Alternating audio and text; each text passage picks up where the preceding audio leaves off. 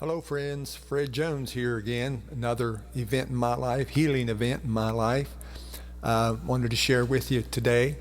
And it was back when I was, if you can believe this, 4 years old.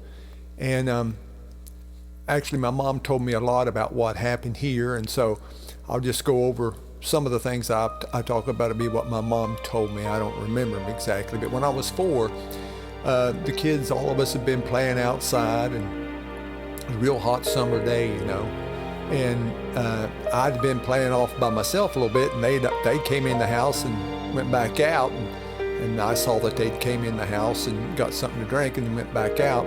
So I went in the house and I looked over on the table where they had all been, and I seen this white cup, a little black color, I guess it was porcelain or some kind of white cup, and I looked in the bottom of it. You said, well, you can't remember that. You're just 4. No, I remember that. This is what I remember. And I looked in the bottom of that cup, and there was a little red ring of liquid in the bottom of it. And I thought, wow, it was Kool-Aid, is what I thought, and it was red. And I thought, it's all gone. There's no more Kool-Aid.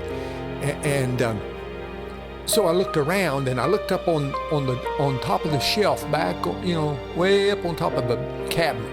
And I saw the red furniture polish, and I thought, man, I gotta get up there and get that. And that's kind of where I remember that.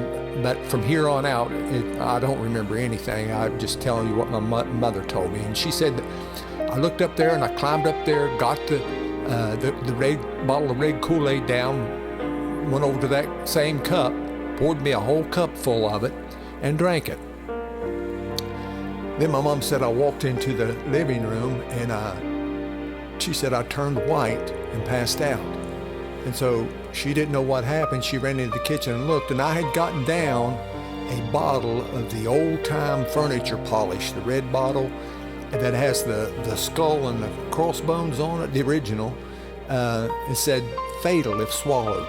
Well, I didn't just swallow it. I drank a whole cup full of it, And we didn't have any way to get to the hospital. We didn't have a car or nothing, so my grandpa lived next door, and my mom got me down there, and they rushed me to the hospital, which was about 30 minutes, probably 45 minutes altogether to get there. And when I got there, the doctors examined me, and they came out and told my mother, they said, Mrs. Jones, there's nothing we can do. Your son's going to die.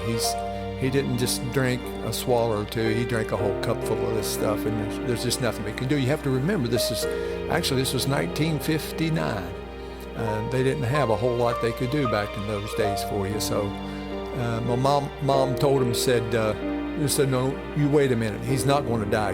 You put him in a room over here. He's not going to die. And I don't believe she knew at the time that she was actually quoting the scriptures. Psalms 118:17 says, I shall not die, but live and declare the works of the Lord. And so they put me in that little room, and my mom's telling me, and she's telling me this particular story in detail 40 some years later.